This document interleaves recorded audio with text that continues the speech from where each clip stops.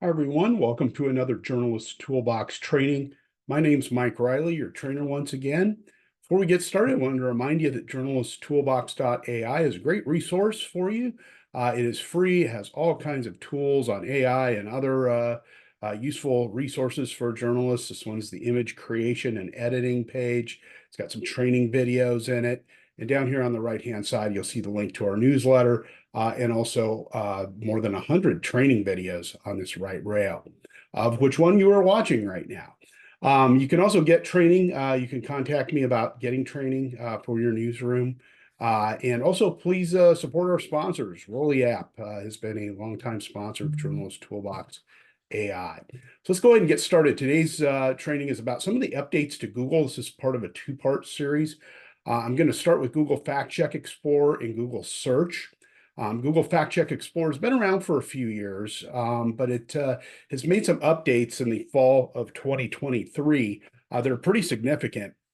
Fact Check Explorer allows you to go in and search for fact checks on all kinds of topics. So I can type in, Joe Biden, and it will give me anything, whether it's a viral video, an image, a claim by him or a claim by somebody else about him.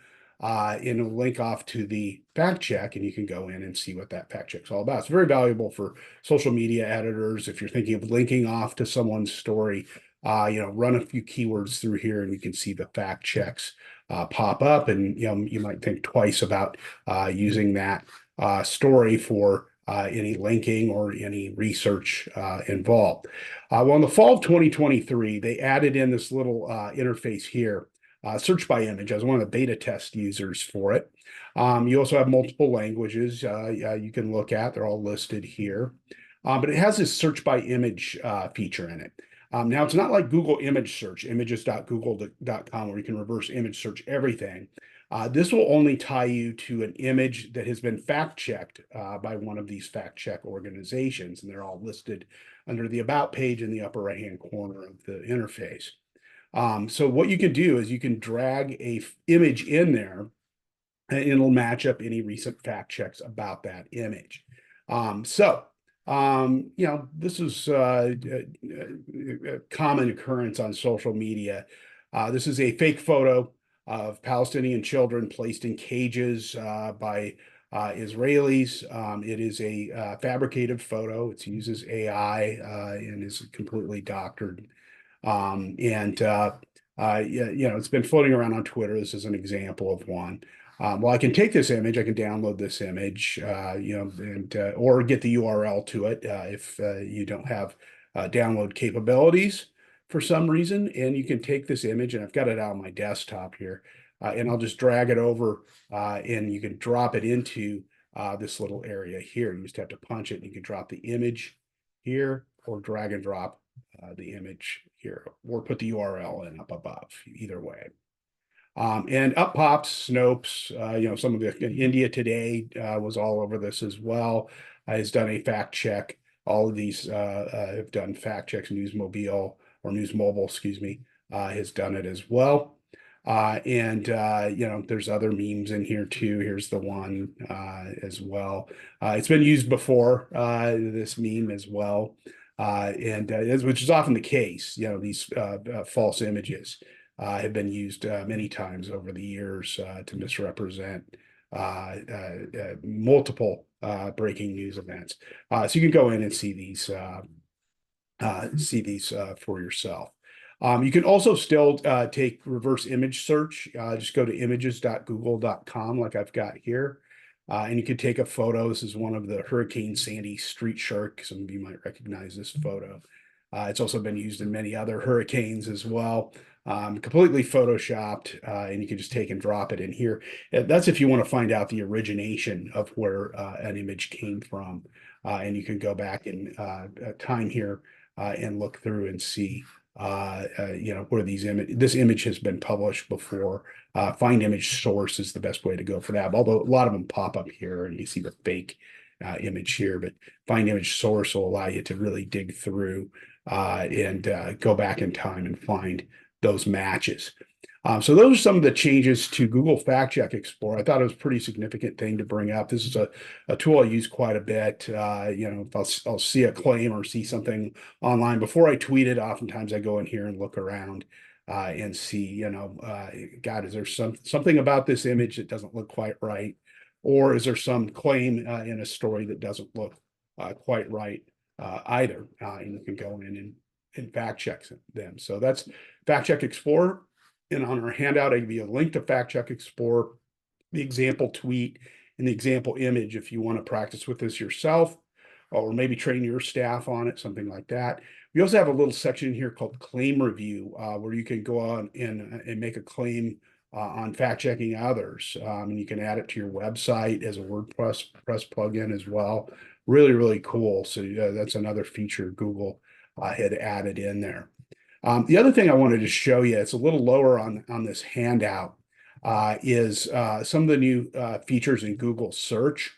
Is still in beta, but if you scroll down here to page 2, it says turn on generative AI in Google Search Lab. So if you click on this link right here, okay, you can go and open up this page, and you can turn this on and turn this on. As long as they're purple, they're turned on. And that turns on generative AI search. Okay, so this is your regular search here. It says try AI powered overviews when you search. Let me do one here.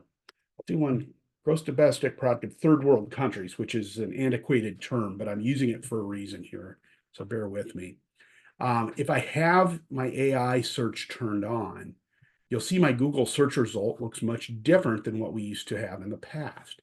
Down here is all the links, what we typically see from link-driven Google search down here, links off to the World Bank, Investopedia, International Monetary Fund, the IMF, all that.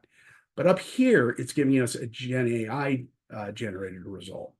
And I was an early user of this. And one of the issues it had early on was it wasn't generating sources. So you can click under here and, instead of just taking this paragraph at its face value, you can see where it came from, what source it came from. This provides additional sources over here.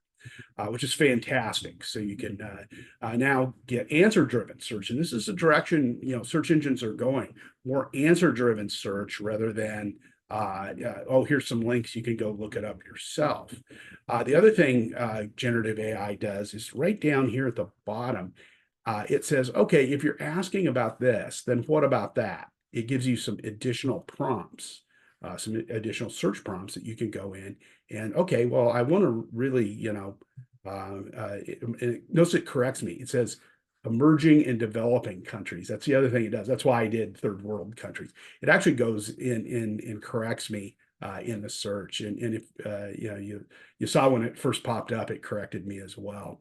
So it's starting to do things like that. Hey, you typed in something that is a term that's not being used much anymore, or is antiquated, or maybe has some stigma with it or something like that.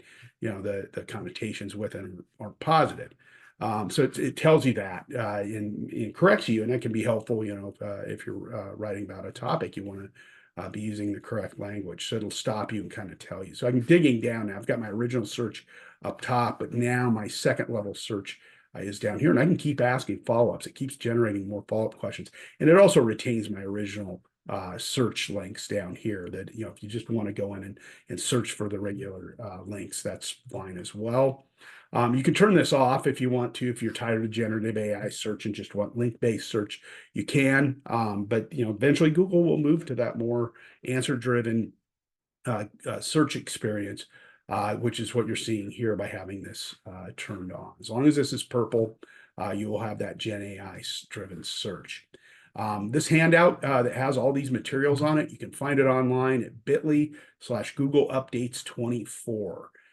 So be sure to open up this document. It'll give you everything you need on it. And hope this helps. I'll have a part 2 coming up in a week or two on Google Earth tools too. They've made some significant changes to Google Earth, Earth Time Lapse, and they also have some Earth Engine apps now available to you as well. So I'll be covering that in a future video. Hope this was helpful. Stay tuned for future training videos. We're going to have a lot of them in 2024 and 2025. So stay tuned and make sure you're using JournalistsToolbox.ai. Thanks, everybody. We'll see you soon.